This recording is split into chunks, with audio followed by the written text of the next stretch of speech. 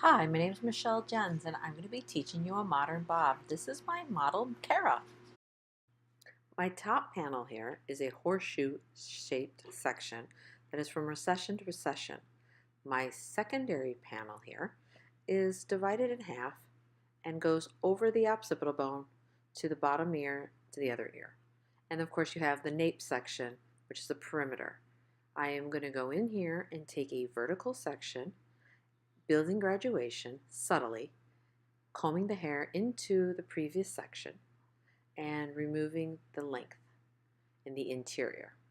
And doing the next section, combing it into the previous section. So I'm always just combing one section back.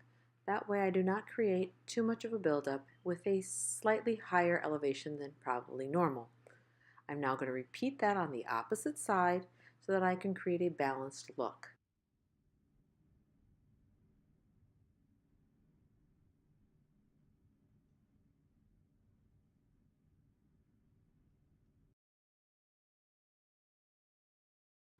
So I'm going to go in with using a one length technique just to clean up the perimeter's length.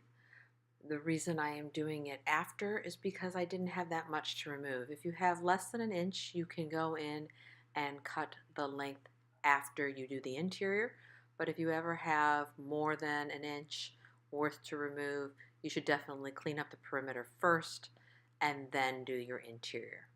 Now I'm moving into my second panel.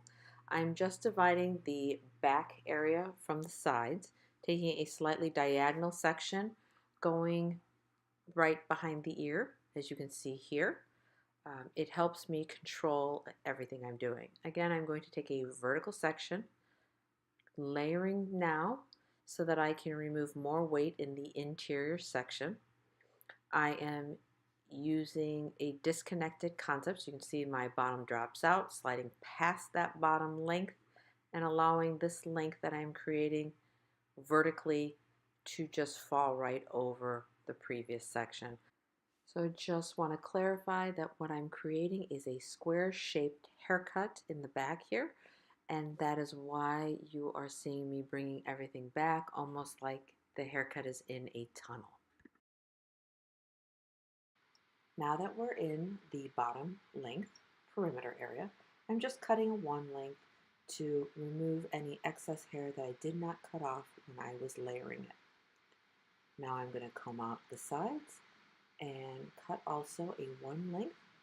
On this shape that I'm creating, it is a slightly triangular one length, so it is going to be longer in the front than it is in the back.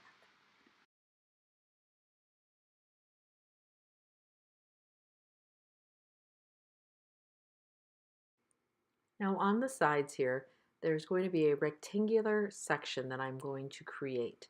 On each client it may be different, some you may not even need to do this to, but on her the density right at the round of the head, kind of right between the sides and the back quadrant, as you can see right here as I'm sectioning it out, is going to be pulled up, and I'm going to angle my fingers, find a guide from the back, and I'm going to cut short to long, removing bulk out from that area, standing in the correct position, combing the hair away from me, yet finding the guide before I cut, and then removing that section of hair.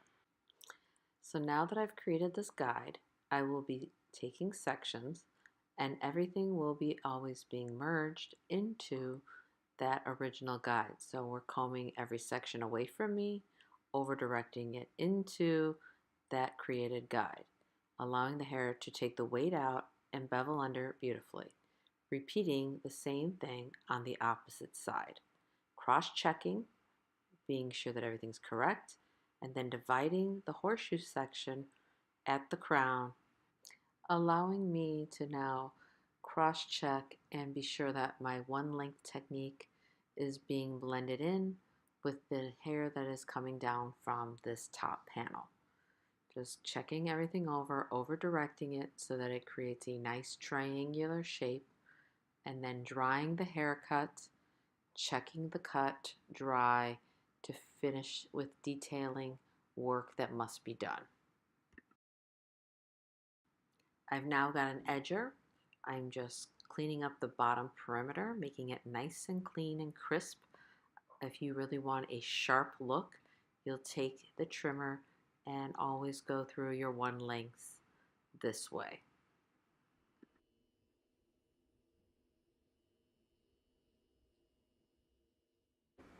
I'm now cross-checking the bottom, going in and sectioning out, and I will be doing this pretty much through the rest of my haircut, just taking the bulk out by flicking into it. Into a haircut like this really is allowing you to create movement into the hair, removing the bulk from mid-lengths to ends, and just softening up the whole entire top area of a haircut and giving you that finished movement that most people are trying to achieve without creating lines.